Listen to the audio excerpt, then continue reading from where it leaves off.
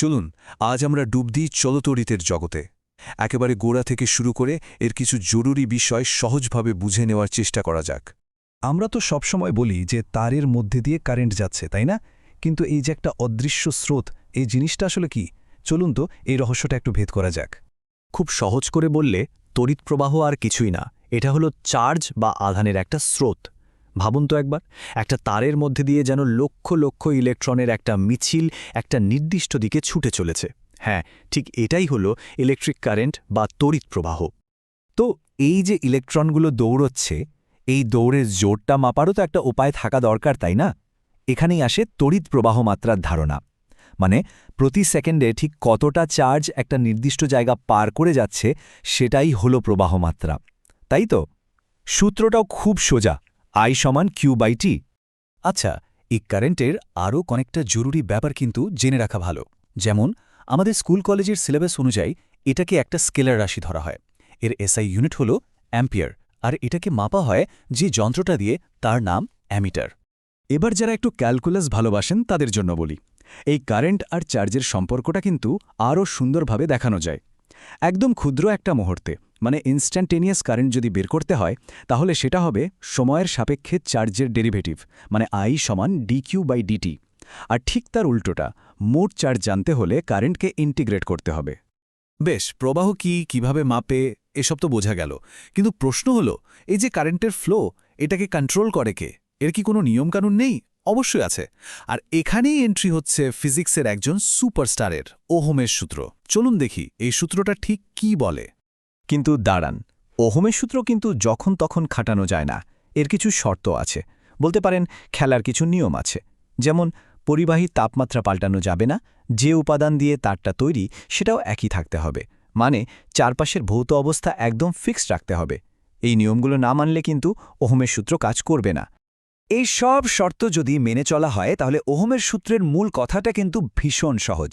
সূত্রটা বলছে একটা পরিবাহী দুই প্রান্তের মধ্যে ভোল্টেজের যে পার্থক্য, মানে পোটেনশিয়াল ডিফারেন্স, সেটা যত বেশি হবে তার মধ্যে দিয়ে কারেন্টও ঠিক ততটাই বাড়বে। সোজা কথায়, ভোল্টেজ বাড়াও কারেন্ট বাড়বে, ভোল্টেজ কমাও কারেন্ট কমবে। একদম সরল সম্পর্ক। এখন ফিজিক্সে আমরা তো শুধু সমানুপাতিক সম্পর্ক দিয়ে কাজ করি না, আমাদের একটা ইকুয়েশন বা সমীকরণ লাগে। তো এই ভি আর আই এর সমানুপাতিক সম্পর্কটাকে ইকুয়েশন বানাতে গেলেই একটা ধ্রুবক বা কনস্ট্যান্ট চলে আসে। আর এই কনস্ট্যান্টটাই হলো রোধ বা রেজিস্ট্যান্স, যাকে আমরা আর দিয়ে লিখি। আর তখনই আমরা পেয়ে যাই আমাদের সেই বিখ্যাত ফর্মুলা V=IR। তাহলে এই রেজিস্ট্যান্স বা রোধ জিনিসটা আসলে কি? একে বলতে পারেন কারেন্টের পথের ভিলেন, মানে পরিবাহীর এমন একটা ধর্ম যা চায় না যে কারেন্ট সহজে যাক। সে সবসময় কারেন্টের প্রবাহে বাধা দেয়। তাই যার রোধ যত বেশি, তার মধ্যে দিয়ে কারেন্ট যাওয়াটাও ততটাই কঠিন। ব্যাপারটাকে আমরা একটা গ্রাফ দিয়েও বুঝতে পারি। ভি বনাম আই এর একটা গ্রাফ আঁকলে সেই গ্রাফের যে স্লোপ বা নতি, সেটা কিন্তু সরাসরি রোধকে বোঝায় না, বরং সেটা রোধের উল্টো একটা জিনিসকে বোঝায়, যার নাম পরিবাহিতা বা কন্ডাক্টেন্স, মানে কারেন্ট কতটা সহজে যেতে পারছে সেটা। আর যদি রোধ বের করতে হয়, তাহলে ওই স্লোপের উল্টোটা নিতে হবে, মানে কট থিটা। এই জায়গাটা কিন্তু খুব মন দিয়ে মনে রাখতে হবে। ওকে, তো আমরা বুঝলাম রোধ জিনিসটা কারেন্টকে বাধা দেয়। কিন্তু পরের প্রশ্নটা হলো, একটা তারের রোধ কি সবসময় একই থাকে, নাকি এটা কোনো কিছুর উপর নির্ভর করে? যেমন তারটা লম্বা না ছোট, বা মোটা না সরু। চলুন এই ফ্যাক্টরগুলোই এবার খুঁজে বের করা যাক। ব্যাপারটা একটা ভ্রমণের মতো করে ভাবা যাক। ধরুন কলকাতা থেকে কাশ্মীরে বেড়াতে যাবেন, পথটা অনেক লম্বা, তাই পথে বাধাও অনেক বেশি, তাই না? আবার ধরুন বাড়ি থেকে শুধু কলকাতা পর্যন্ত যাবেন, পথ ছোট, বাধাও কম। কারেন্টের চলাচলের ব্যাপারটাও ঠিক একই রকম। রাস্তা যত লম্বা, বাধা তত বেশি।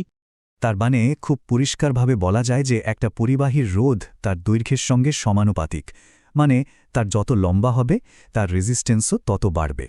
এবার দৈর্ঘ্যের পর আসা যাক তারটা কতটা মোটা সেই কথায়। ভাবুন তো, একটা সরু গলি দিয়ে একটা বড় ট্রাক যাওয়ার চেষ্টা করছে, কি অবস্থা হবে? অনেক বাধা পাবে, তাই না? কিন্তু ওই একই ট্রাক যদি একটা চওড়া হাইওয়ে দিয়ে যায়, তাহলে মসৃণভাবে চলে যাবে। কারেন্টের জন্য ব্যাপারটা একদম সেম। এখান থেকে আমরা কি বুঝলাম? বুঝলাম যে রোধ তারের প্রস্থচ্ছেদের ক্ষেত্রফলের সঙ্গে ব্যস্তানুপাতিক, মানে তার যত মোটা হবে ইলেকট্রনগুলো চলার জন্য তত বেশি জায়গা পাবে, আর তাই বাধাও কম হবে, অর্থাৎ রোধ কমে যাবে। তাহলে আমরা দুটো জিনিস পেলাম, রোধ দৈর্ঘ্যের সমানুপাতিক আর ক্ষেত্রফলের ব্যস্তানুপাতিক। এই দুটোকে যদি আমরা একসাথে মেলাই তাহলে একটা ফর্মুলা তৈরি করতে পারি। আর এই ফর্মুলাতে একটা নতুন ধ্রুবক আসে, যাকে আমরা বলি রোধাঙ্ক বা রেজিস্টিভিটি। আর এটাকে লেখা হয় গ্রিক অক্ষর রো দিয়ে। ফলে পুরো সূত্রটা দাঁড়ায় আর সমান রো ইন্টু L/A। এই রোধাঙ্ক কিন্তু পদার্থের একটা নিজস্ব ধর্ম। এখন প্রশ্ন হল, এই রোধাঙ্ক বা রেজিস্টিভিটি জিনিসটা আসলে কি? এর সংজ্ঞাটা খুব সহজ।